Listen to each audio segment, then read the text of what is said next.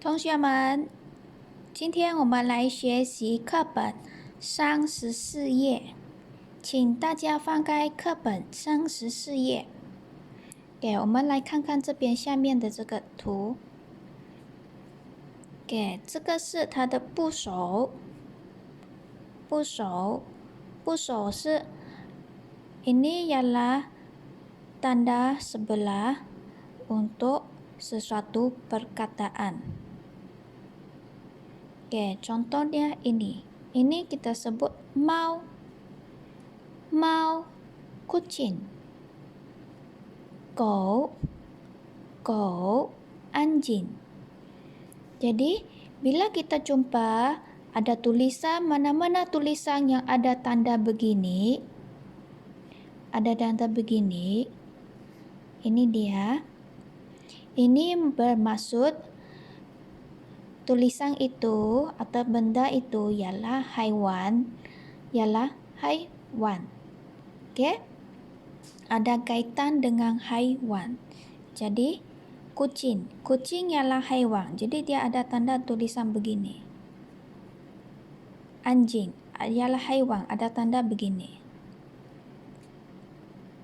Okey? Selepas itu, kita tengok muka surat 35, 35页。我们来念这边的。OK， 读一读，换一换，读一读，tukarkan dan baca. Hasan ialah nama orang lelaki. Hasan, Qing maksud dia belanja, bagi.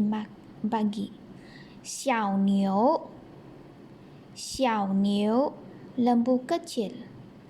Ci, makan. Qing Cao, rumput hijau.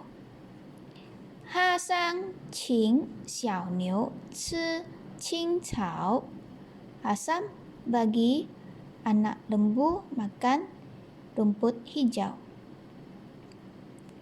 Mama, Qing, Xiao Ji, Ci, bai mi. Mama membagi anak ayam makan beras. Bai mi ialah beras. Nai, Qing, Xiao Mao, Ci, Xiao Yu.